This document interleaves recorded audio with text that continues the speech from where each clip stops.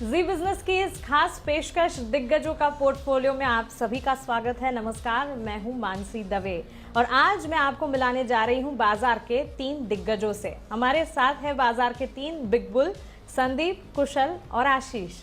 अब आप सोच रहे होंगे कि मैं इन्हें बिग बुल क्यों बोल रही हूं, क्योंकि आज ये तीनों लोग बाजार के 3 दिग्गजों का पोर्टफोलियो लेकर इस शो में हमारे साथ जुड़े हैं। जी हाँ, राकेश झुनझुनवाला का पोर्टफोलियो बताने वाले हैं कुशल, राधा कृष्ण दमानी का पोर्टफोलियो लेकर आए हैं संदीप ग्रोवर और साथ ही आशीष बताएंगे पोरिंजू वेलियत का पोर्टफोलियो। साथ ही हमारे साथ ट्रेड स्विफ्ट ब्रोकिंग के संदीप जैन साहब भी जुड़े हैं, जिनसे हम जानेंगे कि बिग बुल के पोर्टफोलियो में कौन से शेयर्स ऐसे हैं जिनमें खरीदारी करके आप भी कमाई के मौके देख सकते हैं। तो चलिए सबसे पहले संदीप जैन साहब का ही स्वागत कर लेते हैं, उसके बाद एक एक कर दिग्गजों के पोर्टफोलियो का भी रुख करेंगे। जैन साहब गुड मॉर्निंग, स्वागत है आपका। और सबसे पहले तो मैं यही जानना चाहूंगी कि ये जो आइडिया है, ये नए शो का आइडिया जहां पर हम बिग बुल का पोर्टफोलियो लेकर आए हैं, इस आइडिया को आप कैसे देखते हैं? ये आइडिया आपको कैसा लगा? बहुत ही fantastic idea. First of all I was really missing these special shows. कई महीनों से नहीं हो रहे हैं। मैं यही बोलूंगा कि लॉकडाउन के दौरान शायद इतने शोज नहीं कर पाए थे और बीच में एक आत्मनिर्भर के ऊपर जरूर से मैंने मई की 13 तारीख को शायद एक शो किया था, उसके बाद से ये कर रहे हैं। और ये थीम बेस्ड शोज हमेशा बहुत इंटरेस्टिंग होते हैं, रिसर्च करने का भी बहुत अच्छा मौका मिलता है और इससे सबसे बढ़िया बात है जो व्यूअर्स है उनको एक्चुअल में बहुत इंफॉर्मेशन और बहुत जबरदस्त तरीके से उनको एक क्वालिटी रिसर्च मिलती है। जो पूरी टीम है अपनी इन हाउस रिसर्च टीम, वो भी पूरी मेहनत करती है, फिर हम लोग जो एनालिस्ट है वो लोग भी पूरी मेहनत करके लाते हैं और एक इंटरेस्टिंग वे में इंफॉर्मेशन को प्लेस किया जाता है। So it's a very great idea. ये जो तीनों दिग्गज हैं, तीनों के पोर्टफोलियोज को वैसे ही लोग बहुत ट्रैक करते हैं। ऐसे कई मोबाइल ऐप्स और वेबसाइट्स है जहां पे इनके होल्डिंग्स के ऊपर इंफॉर्मेशन रहती है। तो मुझे लगता है कि आज हमारे चैनल पे इसके ऊपर बातचीत हो रही है। सो ऑलरेडी काफी फैंसीड हो रखे हैं। झुनझुनवाला जी के तो स्टॉक्स बहुत अच्छे कर ही रहे हैं, इनफैक्ट आर के दमानी जी के स्टॉक्स भी बहुत अच्छा कर रहे हैं। So it's a great idea और मुझे लगता है कि ये सारी आइडियाज को कई बार हम लोग भी देखते ही और हम लोग भी रेकमेंड करते हैं, तो ये बोलते हैं कि इसका झुनझुनवाला जी का भी इसमें स्टेक है या फिर दमानी जी का भी स्टेक है। तो I think it's a great idea and congratulations for this brilliant idea. और कुशल झुनझुनवाला जी, आशीष जी पुरिंजू और संदीप जी को, संदीप दमानी जी हो गए तो इन सबको बहुत बहुत कॉन्ग्रेचुलेशंस। चलिए, तो बिल्कुल हमारे रिसर्च एनालिस्ट एकदम नया अवतार में है। और संदीप जी, आप जब हमारे साथ ये थीम बेस्ड शो में जुड़ते हैं वो भी हमें बहुत अच्छा लगता है, क्योंकि आप जो अपने एनालिस्ट कॉल्स हमें देते हैं, आपकी एक्सपर्ट एडवाइस हमें देते हैं, उससे हमें और हमारे व्यूअर्स को काफ़ी सारी जानकारी मिलती है। चलिए अब शुरू कर देते हैं, एक एक कर सारे दिग्गजों के पोर्टफोलियो आपके सामने रखते हैं। उनके पोर्टफोलियो में कौन से शेयर्स हैं जो उन्होंने इन्वॉल्व किए हैं, कौन से शेयर्स हैं जो घटाए हैं, सारा का सारा डिटेल एनालिसिस लेकर हमारे साथ संदीप, कुशल और आशीष जुड़ गए हैं। शुरुआत हम करते हैं राकेश झुनझुनवाला जी के पोर्टफोलियो से और राकेश झुनझुनवाला जी का किरदार कुशल निभा रहे हैं। कुशल, सबसे पहले तो आपको ये कहना चाहूंगी कि आपकी पर्सनालिटी राकेश झुनझुनवाला जी के जैसी ही है, फर्क सिर्फ इतना है कि आपके बालों में सफेदी नहीं है, तो हम आपको यंग राकेश झुनझुनवाला बताएंगे। और चलिए इसी के साथ उनके पोर्टफोलियो की तस्वीर भी हमें दिखा दीजिए। मल्टीबैगर रिटर्न्स वो कैसे कमाते हैं, कौन सी चीजें हैं जिन्हें वो पसंद करते हैं, कौन से स्टॉक्स हैं उनके पोर्टफोलियो में और क्या घटाया है उन्होंने। बिल्कुल मानसी, सबसे पहले मैं आपको बताना चाहूंगा राकेश झुनझुनवाला मार्केट्स के लिए और सबके लिए एक एवरग्रीन इन्वेस्टर रहेंगे। इनफैक्ट उनको इंट्रोडक्शन की कोई भी जरूरत नहीं है। महज 5,000 रुपए से उन्होंने अपने इंडियन मार्केट्स में शुरुआत की थी और अब 16,500 करोड़ रुपए का पोर्टफोलियो उनका, इनफैक्ट उनकी जो नेट वर्थ है वो आज के डेट में हम देख रहे हैं। और साथ ही अगर मैं बताऊं तो ये वॉरेन बफेट ऑफ इंडिया भी कहे जाते हैं और इनको मार्केट में पॉपुलरली बिग बुल के नाम से जाना जाता है। और अब उनको मार्केट्स में आप देखिए 35 साल हो चुके हैं। 1985 से उन्होंने अपनी जर्नी शुरू की थी, तो काफ़ी इंटरेस्टिंग जर्नी रही है। इनफैक्ट 5 जुलाई को उनका 60th बर्थडे भी था। तो उनका जो थॉट है मार्केट्स को लेकर, वो डेफिनेटली ये मानते हैं कि जो बुल मार्केट्स है वो टेस्ट मैचेस की तरह होते हैं, वो ओडीआई या 50 ओवर मैच नहीं होते हैं। और इसी कसौटी पर वो खरे भी उतरे हैं। और यहाँ पर जो उनकी टॉप 5 होल्डिंग्स है वो मैं आपके सामने रखना चाहूंगा, जिसमें टाइटन सबसे बड़ी होल्डिंग उनके पोर्टफोलियो में आज की डेट में है और करीब 4740 करोड़ की होल्डिंग उनकी टोटल जो है टाइटन में देख रहे हैं। 5.53% स्टेक है। इनफैक्ट मैं आपको एक और इंटरेस्टिंग फैक्ट भी बताऊंगा कि यहाँ पर ये जो ज्वेलरी कारोबार है इनका ओवरऑल टाइटन के स्टॉक में 2005 से लेकर 2020 तक 20 टाइम्स का जंप आपको इसमें देखने को मिला है। साथ ही इनकी और होल्डिंग्स में इनफैक्ट अगर आप देखें तो एग्री स्पेस से, एग्री फार्म इक्विपमेंट स्पेस से एस्कॉर्ट्स की होल्डिंग है, दूसरी बड़ी होल्डिंग 1000 करोड़ की टोटल जो है इसमें इन्वेस्टमेंट्स है इनकी। साथ ही अगर आप पोर्टफोलियो वाइज जाएंगे तो लुपिन यहाँ पे भी 160 टाइम्स का रिटर्न इस स्टॉक ने भी दिया है और 1.51% की जो ये सब लेटेस्ट जो होल्डिंग के फिगर्स है वो मैं आपके सामने शेयर कर रहा हूँ और 595 करोड़ का इनका ओवरऑल लुपिन में स्टेक है। साथ ही क्रिसिल अगर आप देखें तो 5.49% स्टेक इनका इधर भी है और रैलिस इंडिया यहाँ पर 10% की होल्डिंग जो है इनकी इस स्टॉक में भी है फर्टिलाइजर स्पेस से। पर अगर आप रिडक्शंस की बात करें तो यहाँ पर कौन कौन से ऐसे स्टॉक्स है जहाँ पर इन्होंने क्वार्टर ऑन क्वार्टर बेसिस पर अपना जो पोर्टफोलियो है थोड़ा सा रिड्यूस किया है, उस पर भी फोकस करें आप, जिसमें एग्रोटेक फूड्स पहला है। यहाँ पर सबसे बड़ी रिडक्शन देखने को मिली है करीब 1.7% की। ये दिसंबर 2019 के मुकाबले मार्च 2020 का फिगर है जहाँ पर ये रिडक्शन हमें देखने को मिली है। टाइटन में भी थोड़ा सा घटाया उन्होंने अपना स्टेक 1.16% से। साथ ही एप्टेक यहाँ पर भी करीब आधे % की गिरावट जो है इनके पोर्टफोलियो में इसकी स्टेक होल्डिंग की देखी गई है। एस्कॉर्ट्स में भी 0.3% का फॉल आया है और TV18 ब्रॉडकास्ट यहाँ पर भी करीब 0.2% की गिरावट इनकी जो है नेट रिडक्शन हमें देखने को मिली है क्वार्टर ऑन क्वार्टर बेसिस पे।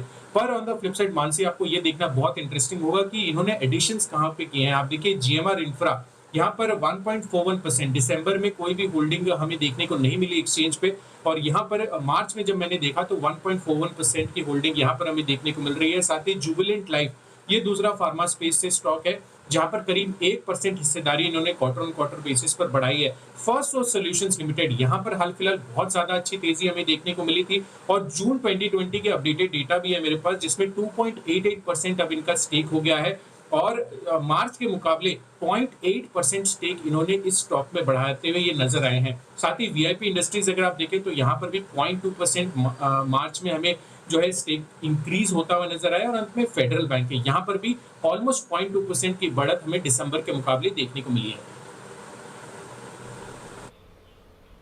ओके, तो विस्तार से राकेश झुनझुनवाला जी के पोर्टफोलियो का हमने देखा। संदीप जी, आपसे जानना चाहूंगी, आपने राकेश झुनझुनवाला जी के पोर्टफोलियो को अभी सुना, कौन से शेयर्स हैं जिन्हें आप यहाँ पर सुझाना चाहेंगे, कौन से शेयर्स हैं जो कि आपके पसंदीदा है इस पोर्टफोलियो में से, और ऑन अ लाइटर नोट क्या आपको ये एडवाइस देना चाहेंगे राकेश झुनझुनवाला जी को? बिल्कुल, मैं ये हिम्मत तो नहीं कर सकता। आपने सही कहा कि लाइटर नोट, तो लाइटर नोट पे मैं ये कहूंगा कि हमेशा देखिए हम लोग फंडामेंटल्स, टेक्निकल्स कई चीजें देखते हैं, बट जब इतने बड़े इन्वेस्टर्स होते हैं तो ये लोग की रिसर्च एक बहुत डिफरेंट टाइप की होती है और कई out of the way, out of the box इनकी थिंकिंग ऐसी रहती है कि ये लोग कुछ ऐसा देखते हैं जो शायद हो सकता है कि मेरा जैसा छोटा एनालिस्ट या कई हमारे जैसे जो रिटेल इन्वेस्टर्स वो नहीं देख पाते हैं, तो इसलिए लोग रिस्क भी लेते हैं क्योंकि इनके पास देखिए कमाए हुए जब पैसे होते हैं तो एक पर्टिकुलर रिस्क कैपिटल होती है जिससे ये लोग एक्स्ट्राऑर्डिनरी रिस्क भी ले सकते हैं। हो सकता है जैसे कि GMR इंफ्रा है, मैं अगर रेकमेंड करने की बात करें तो मैं एक बार अभी इन लेवल्स पे और इस टाइप के कोरोना काल में हो सकता है कि मैं डेट ओरिएंटेड कंपनीज को एक बार रेकमेंड नहीं करूं, बट इन्होंने हिम्मत किया, हालांकि बहुत अच्छा परफॉर्म भी किया है। बट और दूसरी तरफ FSL है, ये इनफैक्ट मैंने लास्ट वीक ही रेकमेंड किया था 10 की कमाई में, फिर वरिंदर बंसल जी ने भी एक्सरे में दिया था, फिर मुझे लगता है कि ये बहुत बढ़िया चला भी है, तो ये बाय सर्टेनली है। VIP इंडस्ट्रीज अगेन जो रूरल प्ले है तो ये बहुत बढ़िया, मुझे लगता है कि इस बार भारत की जो स्टोरी है उसमें मैंने आज ही जैसे एक स्टॉक दिया था लक्स इंडस्ट्रीज, वैसा ही मुझे VIP इंडस्ट्रीज भी लगता है कि luggage industry will do well in India. दो ट्रैवल एंड टूरिज्म इतना प्रोमोटेड नहीं होगा, बट जब डिस्पोजेबल इनकम बढ़ती है अपने जो रूरल इंडिया में, जिस तरीके का मॉनसून है, तो यहाँ पे भी बहुत अच्छी एक ग्रोथ देखने को मिल सकती है। Federal bank is a good hold in fact. तो मेरे हिसाब से देखिए इन्होंने जो टाइटन है, टाइटन इनका फर्स्ट लव है, तो हो सकता है कि वो वहां पे जल्दी से रिड्यूस करते भी नहीं और करीब 5000 करोड़ की लगभग की स्टेक है, बट मैं वहां पे जनरली अभी एंट्री नहीं दे रहा क्योंकि जिस तरीके के कॉस्ट पे बैठे हुए हैं, जो हेवी रेंटल्स पे कंपनी बैठी हुई है, हो सकता है कि गोल्ड भी महंगा है तो ज्वेलरी की इतनी बड़ी डिमांड नहीं आए, तो हो सकता है कि मैं यही कहूंगा कि थोड़ा बहुत वहां पे प्रॉफिट बुकिंग कर लेना ज्यादा समझदारी रहेगी। बाकी एस्कॉर्ट्स जबरदस्त आउट परफॉर्मर रहा, वहां पे इन्होंने बहुत बढ़िया परफॉर्म किया। क्रिसिल मैंने रिसेंटली, इक्रा क्रिसिल, ये दोनों स्टॉक्स मैंने रेकमेंड किए हैं चैनल पे अपने। एग्रोटेक फूड्स मुझे संभाव ज्यादा अच्छा नहीं लगा। रैलिस इंडिया मैंने आत्मनिर्भर पिक के हिसाब से भी रेकमेंड किया था। सो काफी स्टॉक्स हैं जो कि बहुत बढ़िया पिक्स हैं और मैंने रेकमेंड भी किए हुए हैं, और मेरे हिसाब से ये सारी चीजें हैं कि कुल मिला के टाइटन में मुझे लगता है कि इनको एग्जिट थोड़ा बहुत लेना चाहिए, पार्शियल एग्जिट, और एस्कॉर्ट्स में प्रॉफिट बुकिंग करनी चाहिए, और बाकी सारे होल्ड और बाइज हैं। और जहां पे इन्होंने एग्जिट लिया, रिडक्शन लिया, तो ऑलरेडी वो काफी सूझबूझ के साथ ही लेते हैं, तो उस पर तो कमेंट करने की मैं जरूरत नहीं कर सकता। चलिए, तो बिल्कुल पहले बिग बुल का एक्सपर्ट पोर्टफोलियो भी हमने देख लिया और उनसे एक्सपर्ट से राय भी जान ली आपके लिए, आपको क्या करना चाहिए इन पोर्टफोलियो में, उसे कौन से स्टॉक्स को देखना चाहिए। लेकिन अगला एक्सपर्ट पोर्टफोलियो राधाकिशन दमानी जी का है, जिसे समझने की कोशिश करते हैं। Known for his market expertise, Radhakishan Damani एक बड़ा नाम बाजार का, और ठीक उसी तरह known for the research expertise हमारे साथ संदीप ग्रोवर हैं। संदीप, बताएं राधाकिशन दमानी जी के पोर्टफोलियो की विशेषताएं क्या हैं? मानसी, शुक्रिया। देखिए, इनके नाम में आर के है, राधाकिशन है, लेकिन ये जाने ज़्यादा करके आरजे के गुरु के नाम से जाना ज़्यादा प्रसिद्ध है। आरजे यानी कि राकेश झुनझुनवाला, जी हाँ, बिग बुल के ये गुरु के रूप में प्रसिद्ध हैं। और इनफैक्ट आपको बता दें, ना केवल अपने आइडिया शेयर करने के लिहाज से, एक बिजनेस के लिहाज से भी अगर आप देखें तो राकेश झुनझुनवाला को उन्होंने कई गुर सिखाए हैं। इनफैक्ट उन्होंने इस चीज़ को माना भी है। तो उस लिहाज से देखा जाए, ये एक अलग तरह के इन्वेस्टर हैं जिनका हाई कन्विक्शन रहता है, कुछ अलग तरह की कंपनियां चूज करते हैं, अलग कॉन्फिडेंस लेवल है इनका।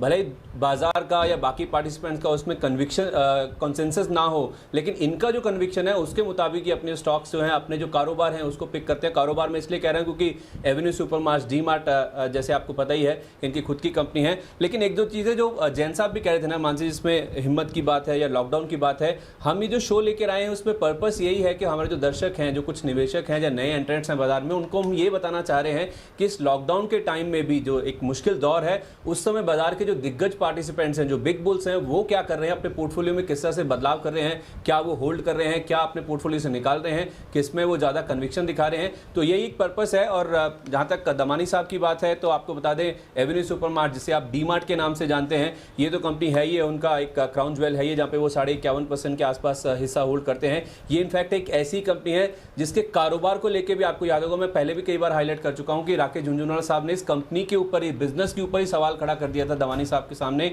और उन्होंने इनफैक्ट अपनी जो परफॉर्मेंस है डी मार्ट की, जिस तरह से उसने ग्रो किया है और जिस तरह के मार्जिन्स उसने रिपोर्ट किए हैं पूरी इंडस्ट्री में, उससे ही उन्होंने एक जवाब दिया है कि किस तरह से एक अच्छा बिजनेस भी क्रिएट किया जा सकता है अच्छे इन्वेस्टमेंट के साथ साथ। स्पेंसर रिटेल यहाँ पे इनका 2% के आसपास का हिस्सा है। अब आपको ये बताते हैं कि इनके पोर्टफोलियो में नई एंट्री क्या हुई है। दो स्टॉक्स है जो कि उन्होंने अपने पोर्टफोलियो में ऐड किए हैं। एक तो एस्ट्रा माइक्रोवेव है, जहाँ करीब 1% के आसपास की हिस्सेदारी इन्होंने जून तिमाही में खरीदी है। और बीएफ यूटिलिटीज, अभी हाल फिलहाल ही खबर आई कि करीब 1.25% के आसपास का हिस्सा इन्होंने खरीदा है। तो ये दो नए एंट्रेंट्स हैं। इसके अलावा भी आप देखें, ये बहुत ज़्यादा अपने पोर्टफोलियो में बदलाव नहीं करते हैं, अपनी जो कन्विक्शन लेवल है उससे ही उतरते हैं और उसको मेंटेन भी करते हैं। और उस लिहाज से जो मेरे पास मार्च तिमाही के कुछ पोर्टफोलियो के इनके स्टॉक्स हैं, उसमें डेल्टा कॉप है, करीब 1.25% के आसपास की हिस्सेदारी है। इंडिया सीमेंट जरूर एक नाम है जहां पे पिछले कुछ समय में इन्होंने कॉन्फिडेंस अपना बढ़ाया, यहाँ पे हिस्सेदारी बढ़ाई भी है। अब वो करीब 11.5% के आसपास हिस्सा होल्ड करते हैं। प्रोजोन इनटू 1.25% हिस्सा है। सिंप्लेक्स इंफ्रा में 2.25% के आसपास का स्टेक है। वीएसटी इंडस्ट्रीज इनका one of the most profitable stocks में से एक है, जहां पे करीब 5% स्टेक होल्ड करते हैं। काया में करीब 1.25% के आसपास का हिस्सा है। और कुछ ज़्यादा समय नहीं हुआ जहां पे इन्होंने फूड्स एंड इन्स एक नाम की कंपनी है, जहां पे करीब 4.5% के आसपास की हिस्सेदारी खरीदी है। तो बहुत बड़ा पोर्टफोलियो भी नहीं है और बहुत ज़्यादा चेंजेस भी नहीं ये करते हैं, और अपने कन्विक्शन के साथ एक अलग कॉन्फिडेंस लेवल के साथ अपनी कंपनी चूज करते हैं ये। बिल्कुल। जैन साहब, राधाकिशन दमानी का पोर्टफोलियो हमने सुना, उनमें से आपको कौन से शेयर्स पसंद है, जल्दी से बताएं। हाँ, देखिए, एवेन्यू सुपरमार्ट तो इनफैक्ट इन्हीं की कंपनी है और इन्होंने बनाया, तो इस पे तो राय देने की कोई जरूरत ही नहीं है, तो होल्ड ही करेंगे। In fact he is married to the stock. Spencer retail ठीक है, चूंकि इनके लिए स्ट्रेटेजिक है तो ये होल्ड करके रख सकते हैं। एस्ट्रा माइक्रोवेव, देखिए, वेरी फ्रैंकली ये स्टॉक मैंने 50-60 रुपए के लेवल्स पे पहले रेकमेंड किया हुआ है और एक अच्छी प्राइवेट सेक्टर की डिफेंस रिलेटेड कंपनी मानी जाती थी। बट मुझे संभाव, इन्होंने भले ही वो नई एंट्री ली हो, बट मुझे संभाव इसके जो फंडामेंटल्स है वो ज्यादा बहुत अट्रैक्ट नहीं करते हैं। इनफैक्ट नेगेटिव ग्रोथ दी है। ये मैं बात कर रहा हूँ 2014-15 से मेरे रडार पे था, बट इन दिनों में अब जिन लेवल्स पे आ गया, ऑलरेडी इनकी एंट्री की वजह से आया है। हालांकि बीएफ यूटिलिटीज है, फंडामेंटली कोई बहुत ज्यादा अट्रैक्टिव नहीं लगती है, बट जो वैल्यूज है उसके अंदर, मतलब जो नंबर्स है वो बहुत स्ट्रांग नहीं है, बट कुछ वैल्यूज है उसके अंदर जिसकी वजह से ये स्टॉक अट्रैक्ट करता है, और आज स्टॉक ऑफ द डे में भी था और ऑलरेडी आज सर्किट भी लगा हुआ, अनिल जी ने भी आज दिया है, तो ये भी एक होल्ड है। Delta Corp I don't think कि अभी ये जो टूरिज्म रिलेटेड कंपनीज और पर्टिकुलरली यहाँ पे जिस तरीके का वो रहता, मैं रेकमेंड नहीं करता इस स्टॉक को, मुझे समाओ बहुत ज्यादा कंफर्ट नहीं आता इस स्टॉक को रेकमेंड करने में। India cement, already cement stocks में बहुत जान है और बहुत बड़े बड़े इंडस्ट्रियल हाउसेस सीमेंट में एंट्री भी लिया है, इन्होंने भी एंट्री ली है, और मुझे ऐसा लगता है कि इंडिया सीमेंट वैल्यूएशंस के लिहाज से बहुत सस्ता था, इनको अट्रैक्ट वही चीजें करती हैं जो एक्चुअल में बहुत सस्ती होती है, भले वो होटल इंडस्ट्री हो या कई भी ये सेक्टर में एंट्री लेते हैं तो बहुत सस्ते वैल्यूएशंस वाली चीज में लेते हैं। कई बार वहां पे हो सकता है कि बहुत ज्यादा क्वालिटी वाइज नहीं हो अच्छी, वो क्वालिटी को भी ठीक करवाते हैं बाद में जब एंट्री लेते हैं बोर्ड में। तो मुझे लगता है कि India cement is a hold. बाकी प्रोजोन इंटू में जिस तरीके के डेट्स है, मेरी हिम्मत नहीं होती कि मैं उसमें रेकमेंड करूं भी, कोई एग्जिट ही है मेरी तरफ से। और सिंप्लेक्स इंफ्रा भी as an infra company I am not very comfortable. VST is certainly my favourite, one of my most favourite stocks. मैंने इंट्राडे पिक के तौर पे, पोजिशनल पिक के तौर पे और लॉन्ग टर्म पिक के तौर पे चैनल में कई बार बताया, 2021 रुपए के लेवल से लेकर हर लेवल पे, और अभी भी मैंने रिसेंटली इस फ्राइडे के शो में दिया था। सो वीएसटी और काया एक यूनिक प्रोडक्ट है, अलग टाइप का एक चेन है, but again valuations are very expensive there, तो वो होल्ड कर सकते हैं, बट उनको देखकर दूसरे जो नए रिटेल इन्वेस्टर्स हैं वो अननेसेसरली एंट्री नहीं लेंगे। क्लियरली, तो दो बिग बुल पोर्टफोलियोज तो हमने समझ लिए, और तीसरा बिग बुल पोर्टफोलियो है पुरिंजू वेलियत का, और ये किरदार निभा रहे हैं आशीष चतुर्वेदी। आशीष, वैसे आपने अपनी मूंछों को सेट करने में जरा जल्दबाजी कर दी, वरना आपका अवतार बिल्कुल पुरिंजू वेलियत साहब जैसा था। चलिए हम आपके पुराने अवतार को ही याद कर लेते हैं, बताइए इनके पोर्टफोलियो की विशेषताएं क्या है। मानसी, कमाल का पोर्टफोलियो। कल शाम को जब मैं इस पोर्टफोलियो को एनालाइज करा तो देखिए आमतौर पर क्या होता है, जो मेन स्ट्रीम की कंपनी होती है हम उन्हें ज़्यादा फॉलो करते हैं। ढेर सारी कंपनियां इनकी ऐसी है, 12 कंपनीज का पोर्टफोलियो है। इक्विटी इंटेलिजेंस के तौर पर ये अपना एक पीएमएस भी चलाते हैं, पर्सनल होल्डिंग्स भी हैं, लेकिन कई सारी कंपनीज ऐसी होंगी जिनका मार्केट कैप अगर आप देखें ना तो 100 करोड़ से भी कम है। तो ऐसी कंपनीज में कन्विक्शन लाना, हिम्मत लाना बहुत जोखिम का काम है, और सर्टेनली अगर आप देखें तो यही इनके फेवर में काम करता है, क्योंकि हाई रिस्क बेट्स लेते, बहुत छोटी छोटी कंपनीज को इन्होंने आइडेंटिफाई किया है अर्ली स्टेज में, और वहां से एक्सपोनेंशियल रिटर्न देखने को मिले हैं। एक एक करके मैं आपको इनकी होल्डिंग्स बता देता हूँ। देखिए, ड्यूरोप्लाई, शालीमार पेंट्स, रौनक ईपीसी, अंसल, बिल्डवेल्ट, आर्चीज, ये एक हैरत अंगेज नाम था, एमके ग्लोबल, काया, बीसीएल इंडस्ट्रीज, केरला आयुर्वेद, 100 करोड़ से भी कम की कंपनियां, ईस्टर्न ट्रेड्स, पलाश सिक्योरिटीज, प्रैक्सिस होम रिटेल। ये 12 स्टॉक का इनका पोर्टफोलियो, और सभी देखिए बहुत बेहद छोटी कंपनी है, काफ़ी तो आपने सुनी भी नहीं होंगी, और हिस्सेदारी तिमाही के दौरान इन्होंने किसी में नहीं बढ़ाई है। हालांकि अगर आप देखें तो सिर्फ 4 कंपनीज ऐसी है जिन्होंने जून की शेयर होल्डिंग्स रिपोर्ट किए हैं, बाकी सबके मार्च होल्डिंग्स के आंकड़े हैं हमारे पास, लेकिन 2 कंपनीज ऐसी हैं जहाँ पर हिस्सेदारी घटाई गई। सबसे पहला शालीमार पेंट्स, यहाँ पर जो है जो मार्च तिमाही में अगर आप देखें तो 1.84% की होल्डिंग्स हुआ करती थी, जो कि अपडेटेड शेयर होल्डिंग पैटर्न के हिसाब से अगर आप देखें तो 1.66% होगी, यानी 0.18% जो होल्डिंग्स है यहाँ पर इन्होंने बिकवाली की है। रौनक ईपीसी, यहाँ पर मार्च तिमाही में 1.5% की होल्डिंग हुआ करती थी, एंड अब वो रिड्यूस होकर 1% से भी कम हो गई है, यानी जो एक्सचेंज के सर्कुलर्स हैं वहाँ पर भी विजिबल नहीं है, 1% से ऊपर होती है होल्डिंग्स तो ही विजिबल होती हैं। तो यानी कुल मिलाकर देखा जाएगा तो काफ़ी कन्विक्शन वाली छोटी सी कंपनीज जो है अर्ली स्टेज में इन्होंने आइडेंटिफाई किया, और 12 कंपनीज का पोर्टफोलियो है। बिल्कुल, संदीप जी क्विकली आपसे जानना चाहेंगे पुरिंजू वेलियत साहब के पोर्टफोलियो में आपको क्या है पसंद? इसमें मैं बहुत ही क्विकली बोलूंगा, एक्चुअली बाकी 2 में तो मुझे ज्यादा भी टाइम देता तो मैं बहुत बात कर पाता था। वेरी फ्रेंकली मुझे इस पोर्टफोलियो में कन्विक्शन नहीं आ रहा है। जितनी छोटी कंपनी, आप ड्यूरोप्लाई 21 करोड़ की कंपनी, शालीमार चलो 322 करोड़ की है, पेंट की है, और आज मैंने पेंट कंपनी की एक्सो नोबेल रेकमेंड भी किया, but Shalimar is not a performer in the sector. Raunak EPC सिर्फ 8 करोड़ की कंपनी, अंसल 19 करोड़ की, और रियल एस्टेट स्टॉक्स की हालत बहुत खराब है। Archies somehow it's a very old story now, और अब कार्ड्स वगैरह की जिस तरीके की सेल्स है वो कोई बहुत ज्यादा वो नहीं है, और सेल्स की ग्रोथ भी नेगेटिव ग्रोथ है। और एमके ग्लोबल जरूर से एक स्टॉक है जिनको मैं बोलूंगा कि होल्ड किया जा सकता है। मार्केट कैप काफी कम है इनके, एक बहुत बड़ा एक फ्री लॉस लगा था, उसके बाद उसकी मार्केट कैप काफी नीचे आई, but it's a broking house. और आज मैंने जियोजित भी रेकमेंड किया, और सारे brokerages have done very well in the last quarter, तो वो एक स्टॉक है। BCL again edible oil company है, आई डोंट थिंक सो कि रिकमेंडेबल है। केरला आयुर्वेद थोड़ा बहुत देखा जा सकता है, बट अगेन मैं वेरी फ्रैंकली बोलूं कि इतनी छोटी कंपनी है, मेरे ऑफ रडार थी, बट मैं इस पे और भी देखा जा सकता है। बाकी Ayurveda as a theme post corona immunity को लेकर और ये जो अवेयरनेस बढ़ रही है, तो ये एक देखा जा सकता है। बाकी ईस्टर्न ट्रेड्स अगेन 11 करोड़ की कंपनी, पलास सिक्योरिटीज 24 करोड़ की, और मेरे हिसाब से देखिए बहुत ज्यादा कन्विक्शन चाहिए इन कंपनियों में और बहुत ज्यादा 1-to-1 इंटरेक्शन चाहिए प्रोमोटर्स के साथ भी। जब आप इस लेवल की, जहां पे इंफॉर्मेशन भी बहुत ठीक से नहीं मिलती है, तो मेरे हिसाब से इस पोर्टफोलियो में सिर्फ मैं एमके ग्लोबल है जिसके ऊपर थोड़ी सी राय दूंगा। ड्यूरोप्लाई अगर है तो उसके सामने मैंने सेंचुरी प्लाई और ग्रीन प्लाई, ये 2 ही स्टॉक है प्लाईवुड में जो मुझे समझ में आते हैं। बाकी ओवरऑल मुझे बहुत कम कन्विक्शन आ रहा है इस पूरे पोर्टफोलियो।